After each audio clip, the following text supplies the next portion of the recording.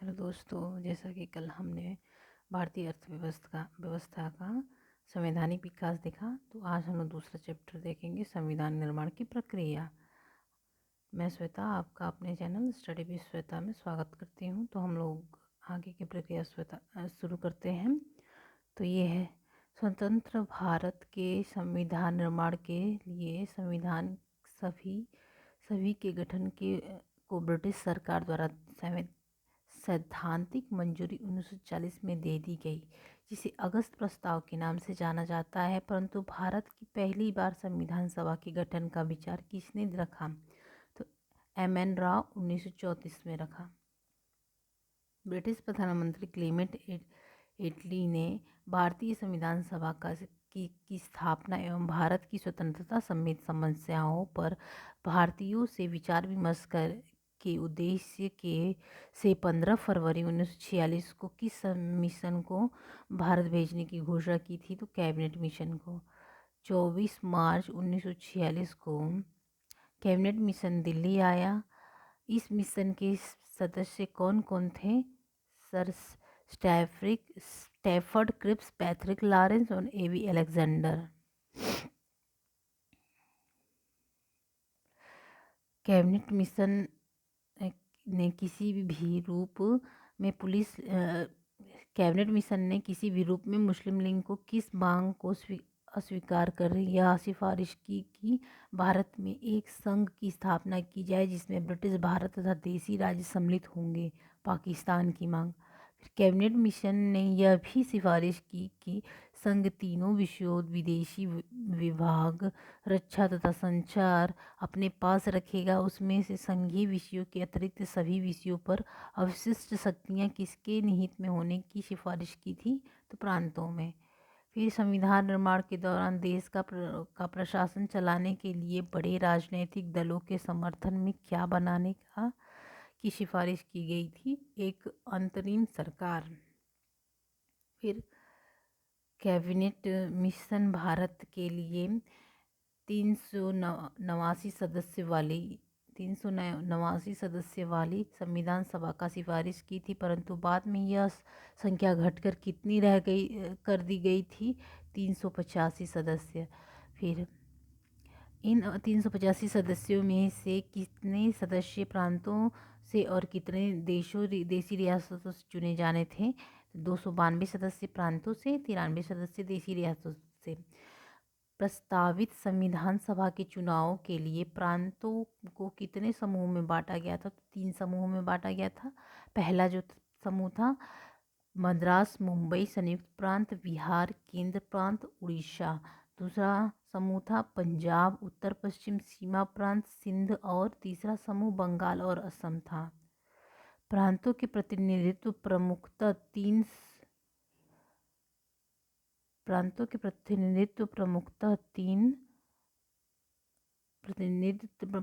तीन जनसंख्या के आधार पर विभाजित किया गया था। ये समुदाय कौन कौन से थे? मुस्लिम, सिख, साधारण। संविधान सभा की सीटों का निर्धारण 3 प्रमुख समुदायों मुस्लिम, सिख, सामान्य में उनका जनसंख्या के अनुपात में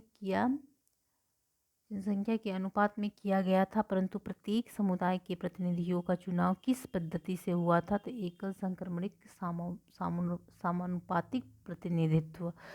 संविधान सभा के सदस्यों का चुनाव अप्रत्यक्ष रूप से प्रांतीय व्यवस्थापिका द्वारा हुआ था। इसमें किन 2 प्रमुख हस्तियों ने भाग लिया था? तो महात्मा गांधी और जिन्ना ने।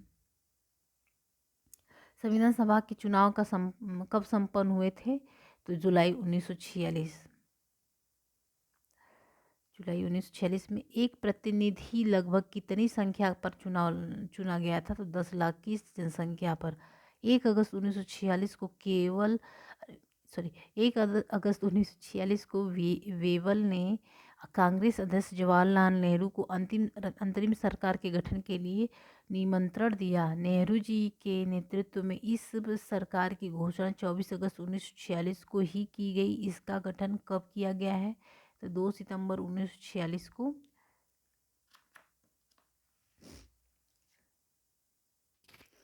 अगस्त भारत के वायसराय लॉर्ड लिनलिथगो ने 8 अगस्त 1940 को शिमला में एक वक्तव्य जारी किया जिसे अगस्त प्रस्ताव कहा गया। यह प्रस्ताव कांग्रेस द्वारा ब्रिटेन से भारत की स्वतंत्रता के लक्ष्य को लेकर पूछे गए सवाल के जवाब में लाया गया था। इस प्रस्ताव में संविधान निर्माण की प्रक्रिया की नींव रखी गई। यह प्रथम अवसर था जब संविधान निर्माण के भारतीयों के अधिकार को स्वीकार किया गया और कांग्रेस की संविधान सभा में गठन सहमति प्रदान की गई। इस प्रस्ताव की प्रमुख प्रावधान इस प्रकार थे।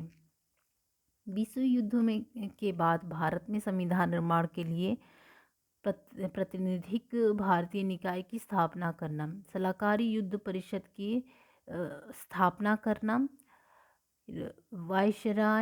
वायसराय की कार्यकारी परिषद का तत्कालिक विस्तार करना, भारत के लिए डोमिनियन स्टेट प्रमुख लक्ष्य थे। लेकिन कांग्रेस ने इस प्रस्ताव को अस्वीकृत कर दिया। जवाहरलाल नेहरू ने कहा कि जिस डोमिनियन स्टेट की स्थिति पर यह प्रस्ताव आधारित है वह दरवाजे में जड़ी जंग लगी कील की तरह है। उधर गांधी जी ने कहा कि इस घोषणा के राष्ट्रवादियों और ब्रिटिश शासकों के बीच की खाई को और चौड़ा कर दिया है। लेकिन मुस्लिम लीग इस प्रस्ताव के कई प्रावधानों से खुश थी। अंतरिम सरकार 1946 के लिए सदस्य, राष्ट्रपति, कार्यकारी परिषद, वायसराय और governor general of India, lord viscount Wavell, फरवरी 1947 तक, लॉर्ड माउंटबेटन फरवरी 1947 की स्वतंत्रता तक। वेवल थे 19 फरवरी 1947 तक और फिर ये फरवरी 1947 से स्वतंत्रता तक जो थे ये आपके लॉर्ड माउंटबेटन थे। Commander in chief sir Claude Auchinleck, उपराष्ट्रपति विदेश मामले और राष्ट्रमंडल संबंध का प्रसार सहित जवाहरलाल नेहरू कांग्रेस थे। गृह मामले और सूचना और प्रसारण सरदार वल्लभ भाई पटेल कांग्रेस। कृषि और खाद्य राजेंद्र प्रसाद। तो कभी कभी मैं वैसे ट्रिक्स लगाती नहीं हूँ लेकिन कभी कभी ट्रिक्स लगा लेना चाहिए। तो कृषि एवं खाद्य जो है राजेंद्र प्रसाद है। तो उसको कैसे याद करेंगे? तो जैसे प्रसाद को क्या है? खाद्य है, जिसे खाया जाता है, तो आप इसे याद करते हैं। कृषि और एवं खाद्य जो है प्रसाद, डॉक्टर राजेंद्र प्रसाद थे। फिर वाणिज्य इब्राहिम इस्माइल चुनिंदर मुस्लिम लीग के थे। रक्षा जो थे बलदेव सिंह कांग्रेस के। इसको भी जो रक्षा करेगा जिसके पास बल होगा वही रक्षा करेगा। वित्त लियाकत अली खान मुस्लिम लीग के। फिर शिक्षा व कला सी राजगोपालचारी कांग्रेस। तो इसको भी ट्रिक से याद कर सकते हैं। जैसे इसमें सी आ रहा है और ये शिक्षा की बात हो रही है तो ABCD जिसमें जो आता है तो शिक्षा की बात हो रही है तो शिक्षा और कला सी राजगोपालचारी कांग्रेस के हैं। रेलवे अरोड़ा आसफ अली। स्वास्थ्य जी अली खान मुस्लिम लीग के थे। श्रम जगजीवन राम कांग्रेस। विधि जोगेंद्र नाथ मंडल मुस्लिम लीग के थे। संप्रेषण डाक व वायु यातायात अब्दुल राव निस्तर मुस्लिम लीग के थे। खनन व बिजली CH भाभा। तो खनन और बिजली से भाभा से आप याद कर सकते हैं। यह अंतरिम सरकार 15 अगस्त 1947 तक नई सरकार के गठन जिसमें प्रधानमंत्री जवाहरलाल नेहरू ने कार्यरत रही। इसमें इसी समय देख लेते हैं भारत की प्रमुख विशेषताएं। भारत की संविधान की प्रमुख विशेषताएं। भारतीय संविधान वृहद रूप से लिखित संविधान है। भारतीय संविधान संसदीय प्रभुत्व और न्यायिक सर्वोच्चता में अभूतपूर्व सामंजस्य बनाए रखता है।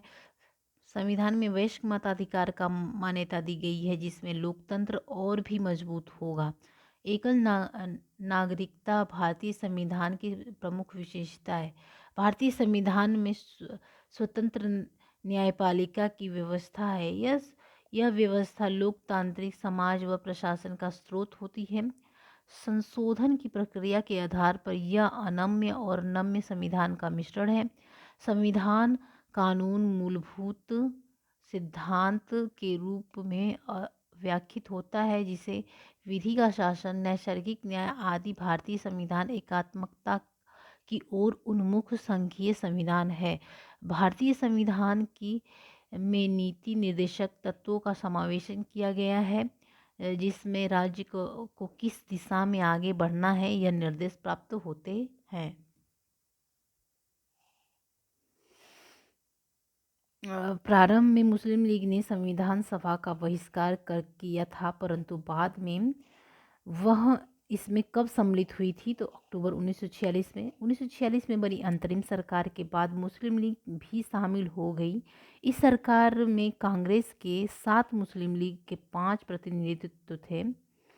इसमें गृह मंत्री वल्लभ भाई पटेल थे। वित्त का भार किसको दिया गया था तो लियाकत अली खान को। प्रांतों का प्रतिनिधित्व मुख्यतः 3 समुदायों की जनसंख्या के आधार पर विभाजित किया गया था। वे समुदाय थे मुस्लिम, सिख और साधारण। फिर भारतीय संविधान के निर्माण हेतु संविधान सभा का चुनाव जुलाई 1946 में किया गया। इसकी प्रथम बैठक किस तिथि को संपन्न हुई तो 9 दिसंबर 1946 को। मुस्लिम लीग ने संविधान सभा की बैठक का बहिष्कार किया और पाकिस्तान के लिए अलग संविधान सभा की मांग प्रारंभ कर दी।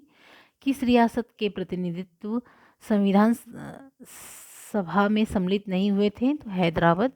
भारत की किन रियासतों ने अधिमिलन पत्र हस्ताक्षर करने से इनकार कर दिया था तो आप लोग जानते हैं कश्मीर, हैदराबाद, जूनागढ़।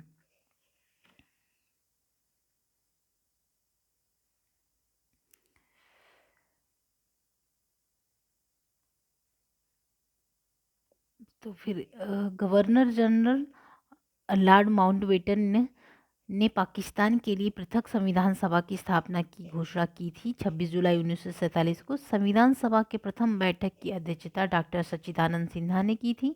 बाद में 11 दिसंबर 1946 को किसे संविधान सभा का स्थायी अध्यक्ष बनाया गया था डॉक्टर राजेंद्र प्रसाद को। तो अस्थायी आपके डॉक्टर सच्चिदानंद सिन्हा थे और स्थायी जो है डॉक्टर राजेंद्र प्रसाद थे। फिर 11 दिसंबर 1946 को ही संविधान सभा द्वारा उपाध्यक्षीय संवैधानिक सलाहकार पद किसको चुना गया था क्रमशः HC मुखर्जी और सर VN राव। तो संवैधानिक सलाहकार के रूप में पद पर इन्हें क्रमशः HC मुखर्जी और एवं सर BN राव थे। क्या महात्मा गांधी जुलाई 1946 में गठित संविधान सभा के सदस्य के रूप में शामिल नहीं थे? क्या महात्मा गांधी जुलाई 1946 में गठित संविधान सभा के सदस्य के रूप में शामिल थे तो नहीं होगा। VN राव एवं कृष्ण स्वामी अय्यर जवाहरलाल नेहरू के सलाहकार थे। VP मेनन एवं KM मुंशी किसके सलाहकार थे तो सरदार पटेल के। तो VN राव और कृष्ण स्वामी अय्यर जवाहरलाल नेहरू के सलाहकार थे और VP मेनन एवं KM मुंशी जो है सरदार पटेल के सलाहकार थे। 26 नवंबर 1949 को संविधान सभा की दोहरी भूमिका निभाई थी। जब इसकी बैठक संविधान सभा के रूप में होती तो इसकी अध्यक्षता डॉक्टर राजेंद्र प्रसाद करते थे, जबकि विधायिका रूप में कार्य करती थी तो इसकी अध्यक्षता कौन करता था GV मौलंकर करते थे।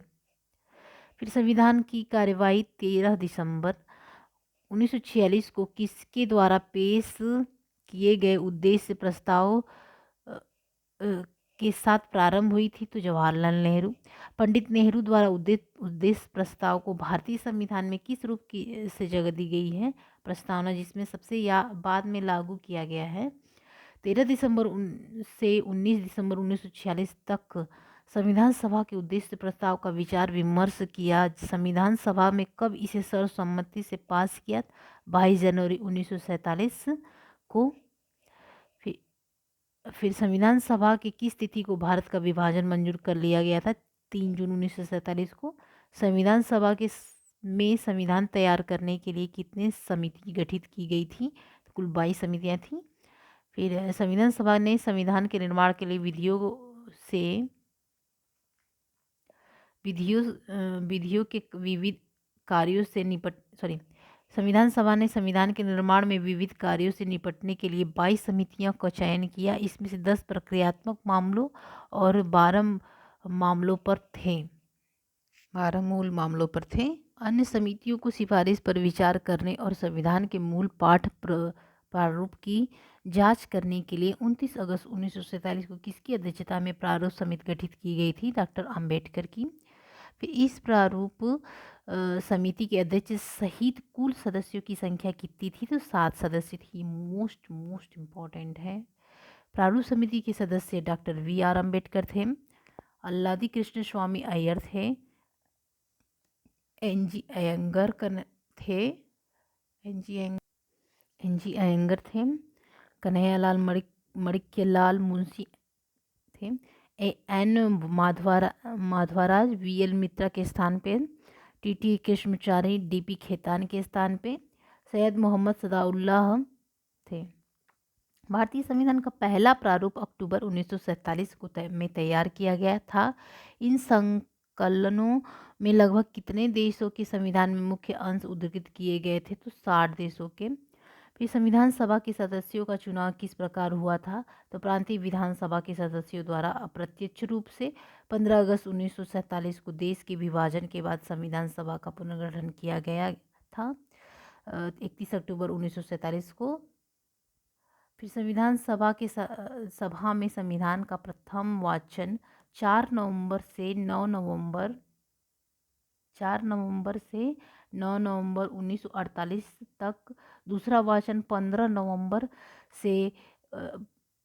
नवंबर 1948 से 17 अक्टूबर 1949 तक तथा तीसरा वाचन 14 नवंबर से 26 नवंबर 1949 तक चला। संविधान द्वारा संविधान को कब पारित किया गया? तो 26 नवंबर 1949 को। संविधान का प्रस्ताव संविधान सभा के अध्यक्ष डॉक्टर राजेंद्र प्रसाद के हस्ताक्षर के बाद कब स्वीकृत हुआ? 26 नवंबर 1949 को। 29 नवंबर 1949 को संविधान के कौन से उपबंध तत्काल प्रभाव से लागू कर दिए? तो नागरिकता, निर्वाचन, अंतरिम सदस्य संबंधी स्थायी संवैधानिक और संक्रमणीय उपबंध। भारत का संविधान 26 नवंबर 1949 को स्वीकृत किया गया। संविधान की सभा के सदस्यों द्वारा इस पर कब अंतिम रूप से हस्ताक्षर किए गए थे? तो 24 नवंबर 1950 को।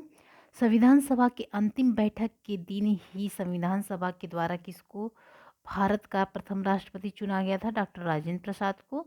भारतीय संविधान का जनक किसे कहा जाता है? डॉक्टर भीमराव अंबेडकर को।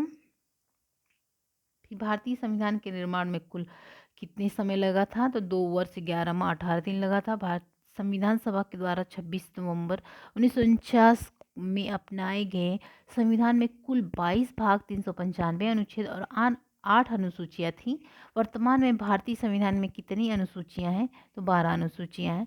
संविधान में के 15 अनुच्छेद 5, 6, 7, 8, 9, 60, 324, 366, 367, 372, 380, 388, 391, 392, 393 को 26 नवंबर 1949 को ही लागू कर दिया गया। पूरा संविधान देश में कब लागू हुआ था? 26 जनवरी 1950 को। 26 नवंबर 1949 को इन सबको कर दिया गया था। ये 26 जनवरी 1950 को लागू हुआ। भारत प्रभुत्व संपन्न लोकतांत्रिक गणराज्य कब बना? तो 26 जनवरी 1950 को। फिर भारतीय संविधान दिवस कब मनाया जाता है? तो 26 नवंबर को। फिर भारतीय संविधान के उद्घाटन के लिए 26 जनवरी को चुना गया था क्योंकि कांग्रेस ने इसे 1930 में स्वाधीनता दिवस के रूप में मनाया था। भारतीय संविधान द्वारा प्रभुत्व का निवास स्थान कहाँ माना गया है? जनता में। विश्व का सबसे छोटा संविधान अमेरिका का है। विश्व का सबसे बड़ा संविधान किस देश का है? तो भारत का है। तो भारतीय संविधान की समितियां उनके अध्यक्ष देख लेते हैं। संविधान सभा डॉक्टर सच्चिदानंद सिन्हा अस्थायी अध्यक्ष थे। संविधान सभा के डॉक्टर राजेंद्र प्रसाद स्थायी अध्यक्ष थे। नियम समिति डॉक्टर राजेंद्र प्रसाद की थी। संघ शिक्षा समिति संघ शक्ति समिति जो थी पंडित जवाहरलाल नेहरू थे। संघ संविधान समिति जो पंडित जवाहरलाल नेहरू ही थे। प्रांतीय संविधान समिति सरदार वल्लभ भाई पटेल थे। इन्हें एकीकरण करने वाले माना जाता है। तो फिर संचालन समिति डॉक्टर राजेंद्र प्रसाद थे। राष्ट्रीय ध्वज तदर्थ समिति डॉक्टर राजेंद्र प्रसाद थे। राष्ट्रीय ध्वज तदर्थ समिति ध्वज वाला डॉक्टर राजेंद्र प्रसाद थे। प्रारूप समिति डॉक्टर भीमराव अम्बेडकर थे। संविधान के प्रारूप की विशेष जांच समिति अल्लादी कृष्ण स्वामी अय्यर थे। झंडा समिति जेवी कृपलानी थे। और राज्य समिति पंडित जवाहरलाल नेहरू थे। यहाँ थोड़ा सा ये हो सकता है आप लोग के लिए मतभेद। राष्ट्रीय ध्वज तदर्थ समिति डॉक्टर राजेंद्र प्रसाद थे और झंडा समिति जो थे जेवी कृपलानी थे। तो राज्य समिति पंडित जवाहरलाल नेहरू थे। सर्वोच्च न्यायालय की समिति जो थे एस वरदाचार्यार थे। मौलिक अधिकार अल्पसंख्यकों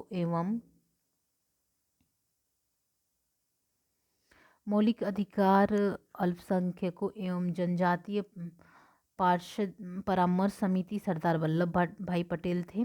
प्रत्यय समिति जो थे अल्लादी कृष्ण स्वामी अय्यर थे। वित्त स्टॉक समिति डॉक्टर राजेंद्र प्रसाद थे। ऑर्डर ऑफ बिजनेस समिति के एम मुंशी थे। सदन समिति पट्टाभी सीतारमैया थे। भाषा समिति एम सत्यनारायण थे। कार्य समिति जेवी मावलंकर थे। मौलिक अधिकार उप समिति जेवी कृपलानी थे। अल्पसंख्यक उप समिति एच.सी. मुखर्जी थे। उत्तर पूर्व